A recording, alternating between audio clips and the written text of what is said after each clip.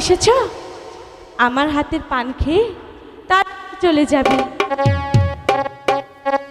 ছয় ছয় মাস পরেতে আইলো স্বামী তার ঘরেতে, ছয় ছয় মাস পরেতে আইলো স্বামী তার ঘরেতে। চলো স্বামী আমরা বাসা খেলতে যাই, চলো স্বামী আমরা বাসা খেলতে যাই।